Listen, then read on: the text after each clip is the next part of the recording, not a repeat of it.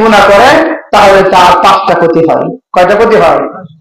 1 number সাওয়াদুল ওয়াজহি, চেহারাটা কালো হয়ে যায়। চেহারা কি হয়ে যায়? কালো হয়ে যায়। গুনাহগার চেহারা দেখলেই বোঝা যায় গুনাহগার। বেনামাজির চেহারা দেখলেই বোঝা যায় সে নামাজ পড়ে না। চেহারা কি হয়ে যায়? কালো হয়ে যায়। যত মেডিসিনের চেহারা হয়ে যায়, যত পাউডারের ব্যবহার করেন না কেন, মাথার চেহারা কাটিং ঠিক হয় না। আছে না?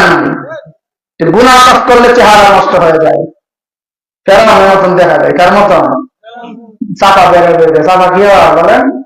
চেহারা নষ্ট হয়ে যায়, দেখলেই বোঝা যায় যে কি গুনাহগার, নামাজ পড়ে না। তাহলে গুনাহ করলে কয়টা ক্ষতি বলেন? দুনিয়াতে বড় কোনো চিন্তা বাদ দেন, ফিদা তো গাইবেন, এর বড় চিন্তা। দুনিয়াতে 1 নাম্বার আব্দুল ইবনে আব্বাস বলেন গুনাহ করলে 5টা ক্ষতি।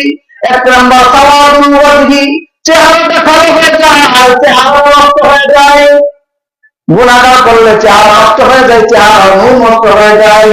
আর যারা বেশি বেশি নেক আমল করে, আল্লাহর হুকুম মানে চেহারাটা কালো, এরপর নেক আমল করার কারণে চেহারা থেকে নূর চমকাইতে থাকে।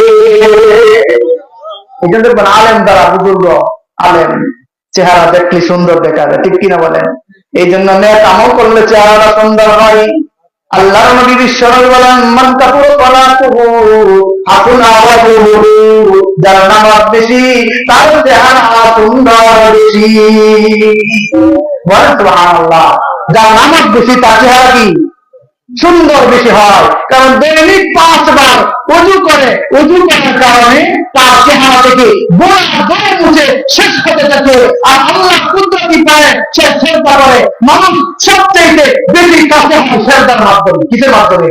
আল্লাহ নবী বলেন যে বান্দা আল্লাহ সবচেয়ে বেশি কাছে হয় কিসের মাধ্যমে? নামাজের মাধ্যমে, সেজদার মাধ্যমে। বান্দা যখন আল্লাহ পাকের কুদরতি পায় সেজদা করে, আল্লাহ তাআলা হাত বুলায় বলতে থাকে, হে আমার বান্দা আমার কাছে আয়, তখন আল্লাহ তাআলা নূর তার চেহারায় চমকাইতে থাকে। বলেন সুবহানাল্লাহ। এজন্য ভাই দুষ্ট বুজুর্গ, গুনাহ করার 1 নাম্বার ক্ষতি কি? চেহারাটা কালো হয়ে যায়। আর গুনাহ না করলে চেহারা কি হয়? সুন্দর হয়। গুনাহ ছাড়বো ইনশাআল্লাহ। 2 নাম্বার যুলমাতুল কলব, অন্তরটা কালো হয়ে যায়। অন্তরটা কি হয়? কালো হয়ে যায়। অন্তরটা কালো হয়ে যায়, অন্তরে ময়লা পড়ে যায়। হাদিসের মাঝে আছে মা মিন আবদিন ইযনাবু যামবান নুকিতাত নুকতাতান সাউদা। আল্লাহ বলে কোন বান্দা যখন সে একটা গুনাহ করে তখন তার কলবের মাঝে কালো একটা দাগ পড়ে যায়। আরেকটা গুনাহ করে, আরেকটা দাগ পড়ে, আরেকটি গুনাহ করে, আরেকটি দাগ পড়ে। এভাবে গুনাহ করতে করতে তার কলবটা কালো হয়ে যায়। আবার গুনাহ করতে, আবার গুনাহ করতে, এবার গুনাহ বেশি হয়ে যায়। মসজিদের মধ্যে হয় না, নামাজের মধ্যে হয় না, রুকুতে হয় না, হয় না, সারা জীবন শয়তান শয়তান। ঠিক কিনা বলেন? কারণ অন্তরটা কালো হয়ে গেছে। এবার ভালো কাজ ভালো লাগে না, নেক আমল ভালো লাগে না। সামনে রমজান আসতেছে, যারা গুনাহগার তারাই রোজা রাখতে পারে না, যারা পাপী তারাই করতে পারে না, যারা পাপী তারাই তাহাজ্জুদের নামাজ পড়তে পারে না। হযরত সুফিয়ান সাউরি রাহমাতুল্লাহি আলাইহি চমৎকার কথা বলেছেন যে মানুষ যদি গুনার কাজ করে তাহলে নেক আমল থেকে আল্লাহ তাআলা দূরে সরায় দেন। বুঝতেছেন কথা?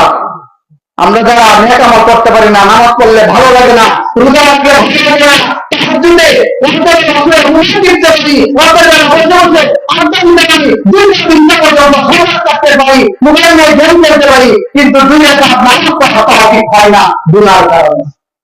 কিসের কারণে? সুফিয়ান সাউরি রাহমাতুল্লাহি আলাইহি তিনি বলেন যে বান্দা যখন গুনার কাজ করে তখন নেক আমলের তৌফিক হয় না।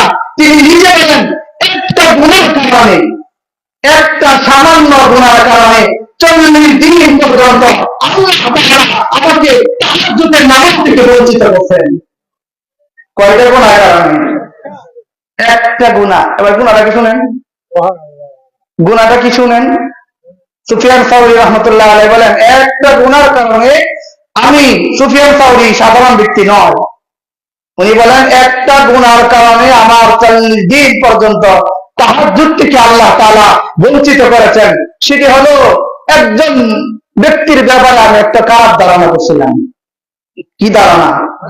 কি ধারণা? একটা যুবক মসজিদে নামাজ পড়ে সে কান্নাকাটি করতেছে। কি করতেছে? মসজিদে আরো মুসল্লি আছে না, কান্নাকাটি করতেছে। তখন আমি মনে মনে বলছিলাম, হ্যাঁ যাও, মানুষকে দেখানোর জন্য কান্না করে, মানুষকে দেখানোর জন্য কান্না করে, যে মানুষ যাতে তাকে বলে দেখো কত বড় বুজুর্গ। এইরকম একটা আমি ধারণা করছিলাম যে সে মানুষের সামনে মসজিদে এক কোনায় বসে কান্নাকাটি করতেছে, মসজিদে মুসল্লি আছে, আর আমি মনে মনে বলছিলাম মানুষকে দেখানোর জন্য কান্না করতেছে। এই যে একটা সে কি মানুষকে দেখানোর জন্য কান্না করছে, নাকি আসলে করতেছে, মানুষ কি খুশি করার জন্য কান্না করতেছে, সেটি আমি জানি না। একটু ওই দিন থেকে 40 দিন পর্যন্ত আল্লাহর সামনে চিন্তা করছেন না? আমরা কত গুনাহ করি, কত গুনাহ করি, হিসাব নাই। মানুষের ব্যাপারে আমরা ধারণা করি, নিজেকে মনে করি কুতুব, আমার মতন কুতুব দুনিয়াতে নাই, আর দুনিয়াতে আমরা সবাই সুরবাপ্পা। ঠিক কিনা বলেন? না জেনে শুনে যাচাই বাছাই না মানুষকে আমরা খারাপ ধারণা করি। সুফিয়ান সাহেব রহমতুল্লাহ বলেন, একটা ধারণা শুধু, বলেন তো ধারণাটা কি খুব সাংঘাতিক না সাধারণ? হতে পারে হাওয়া করে কেউ যদি কান্নাকাটি করে মসজিদে, তাহলে ধারণা আসতে পারে না। অতটুকু একটু ধারণা করার জন্য আল্লাহ তারা তার থেকে বঞ্চিত করেছে। আর আপনি আমরা মানুষের কি পরিমাণ খারাপ ধারণা করি, এর মতন খারাপ আর নাই, আর আমার মতো বাবা দুনিয়াতে নাই। এই জন্য আব্দুল্লাহ ইবনে আব্বাস বলেন, মানুষ যখন গুনাহ কাজ করে তখন একটা গুনাহ করতে থাকে, আরেক গুনাহ করতে থাকে, অন্য এমন অন্য তখন আর ইসলামের আলো থাকে না, উনার মুখ থাকে না, তখন বলা যায় আল্লাহ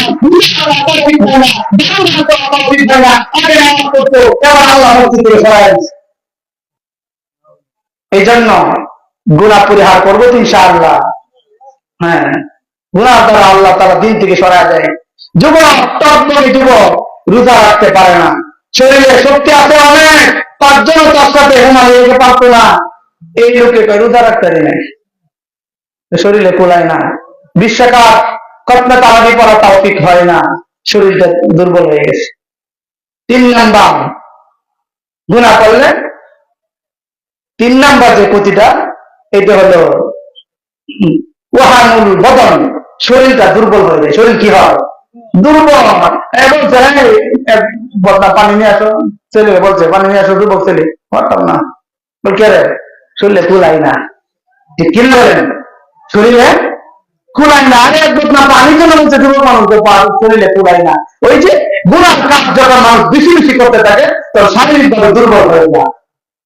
4 নাম্বার আব্দুল্লাহ ইবনে আব্বাস বলেন, গুনাহ করার কারণে 4 নাম্বার যে ক্ষতিটা হয় সেটা হলো তাইকুর রিজকি, আল্লাহ তাআলা রিজিককে কমায় দেয়। আল্লাহ তাআলা কি করে? রিজিক কমায় দেয়। ভালো খাবার ভাগ্যে জুটে না।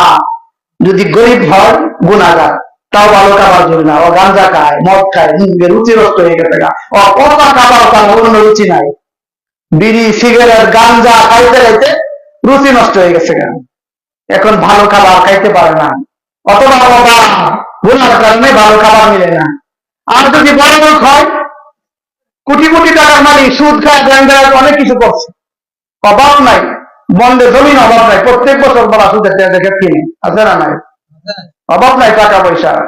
হ্যাঁ, ডাক্তারে বলছে রাত্রে একটা রুটি খাইবে, সকালে একটা রুটি খাইবে, গুস্ত দেওয়া হবে না, একবারে লবণ পেঁয়াজ মশলা ছাড়া কাঁচা বাজি, কোন মশলা দেওয়া যেত না। মশলা ছাড়া বাজিলে কেমন লাগবো? আমি এবারে যাইবো, মশলা খাইতে পারবে না, খাইলে স্টুপ করে মরবি। ডাক্তার কি বলছে?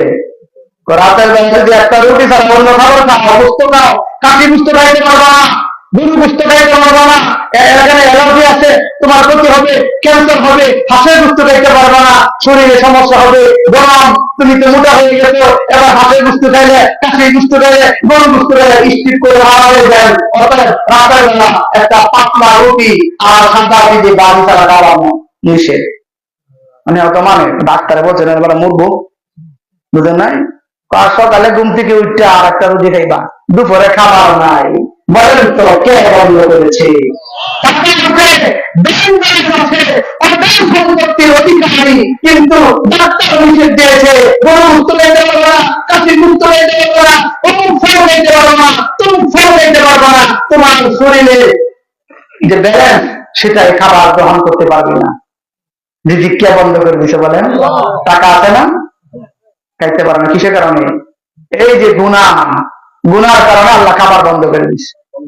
এই জন্য গুনাহ কাজ করলে, কোরআন থেকে যদি কেউ বিমুখতা প্রদর্শন করে, কোরআন জিন্দিগি না করে, আল্লাহ তাআলা দুনিয়া জীবনটা সম্পূর্ণ করে দেবে।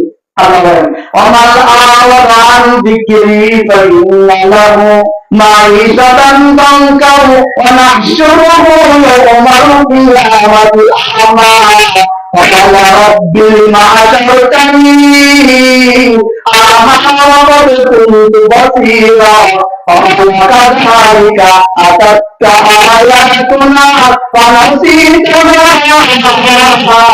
وكذلك اليوم تنسى। আল্লাহ বলেন, যে ব্যক্তি আমার জিকির তথা কোরআন থেকে মুখ ফিরায় নাই, আমি তার জীবনটাকে সংকীর্ণ করে দেই। বিপদ আর বিপদ, ভালো লাগে না, খাবার নাই, ভালো নাই, ঘুম হয় না, ট্যাবলেট খাওয়া ঘুমাইতে পারে না। কথা বুঝাচ্ছি কিনা?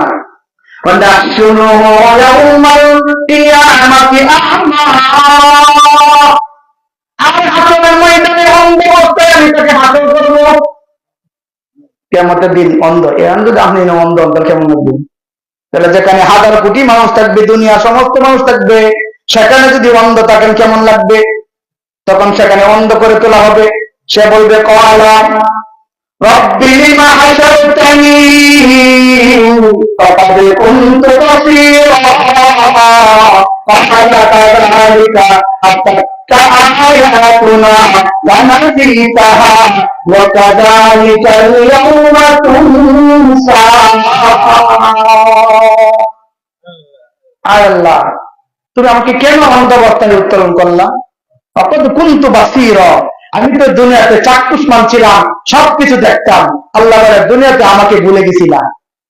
এই যে পাপ করতাম, জিনা করতাম, বিচার করতাম, মানুষের ক্ষতি করতাম, অন্যের অধিকার নষ্ট করতাম, তখন আমাকে স্মরণ করতাম না যে আমি যে দুনিয়াতে বেড়াগিরি দেখাইতেছি, পাপ করতেছি, সুদ খাইতেছি, ঘুষ খাইতেছি, দুনিয়ার মানুষ বুঝে পারে না, আমার আল্লাহ তো বুঝে এটা স্মরণ করতাম না। দুনিয়াতে তুমি ভুলে গিয়েছিল, তোমাকেও ভুলে যাওয়া আজকে। কয় নাম্বার গেল? 4 নাম্বার। 5 নাম্বার, গুনাহ করলে যে ক্ষতিটা হয় সেটা হলো মানুষের অন্তরে তার প্রতি ঘৃণা ঢোকায় দেয় আল্লাহ তাআলা। বলুন কি কুলুবিল মাখলুক, যে দুনিয়ার সমস্ত মানুষের অন্তরে তার প্রতি ঘৃণা ঢোকায় দেয়। বুঝলেন কথা? যতটা ভালো মনে করো নিজেকে, দুনিয়ার কেউ তাকে ভালো মনে, মানুষের অন্তরে আল্লাহ তাআলা ঘৃণা ঢোকায়। বুঝলে না? মনে করো আমার সামনে কি মানুষ কিছু বলে, আমি তোমার বলো আমার সামনে তো কিছু বলে না, তোমার সামনে না বলো, তুমি খবর দেখো দুনিয়া বলে, ঠিক কিনা বলেন? মানুষের অন্তর ঘৃণা ঢুকায় দেয়, সামনে কিছু বলে না, অবচরে থেকেই বলে হ্যাঁ মতো জাত নাই।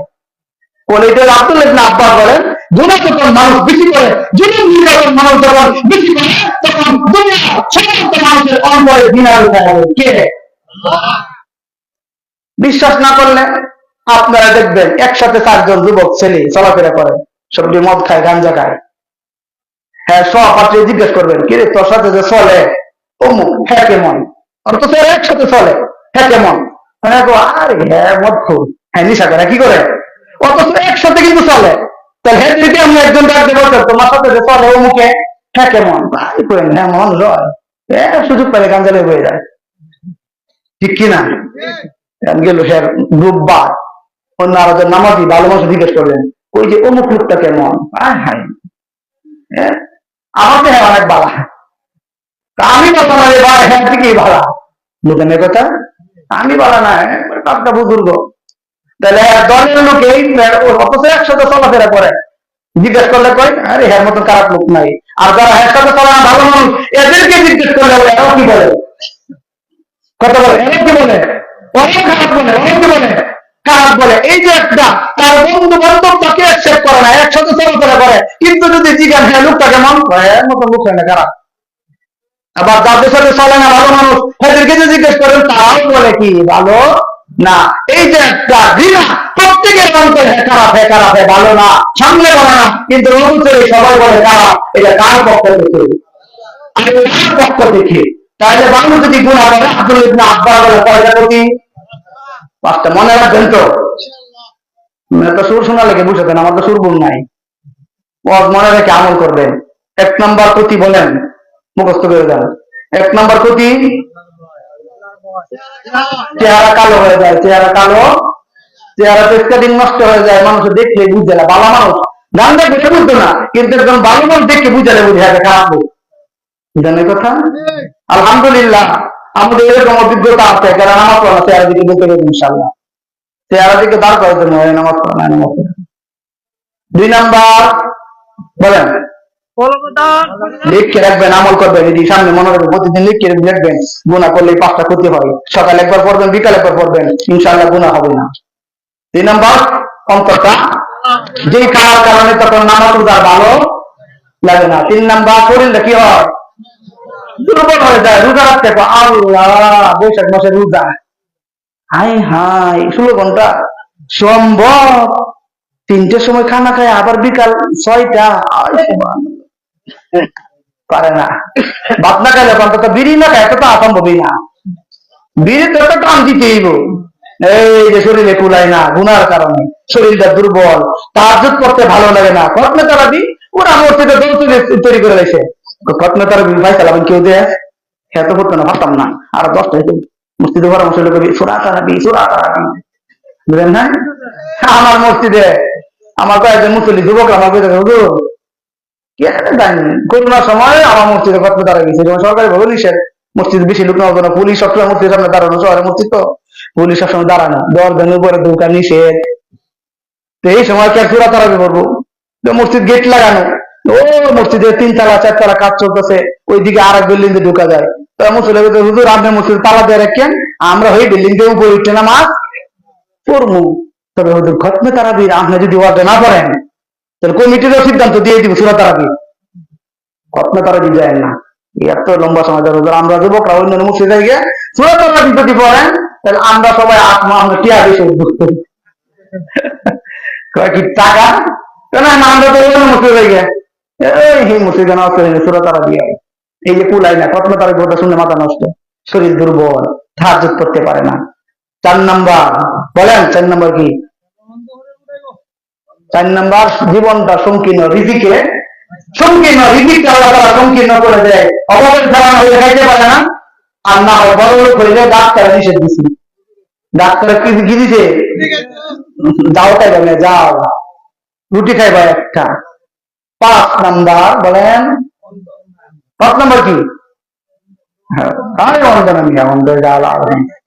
নাম্বার, দুনিয়ার সমস্ত মানুষের অন্তরে তার ব্যাপারে আল্লাহ তাআলা ঘৃণা তৈরি করে দেয়। কি করে দেয়? কেউ মতো লোক হয়, এই আল্লাহ তাআলার পক্ষ থেকে এটা আসে। তাহলে এই গুনার কারণে 5টা ক্ষতি হয়। আপনারা কি চান এই ক্ষতি আপনাদের না হোক? চাইবেন, তাহলে চাইলে আমল করতেই।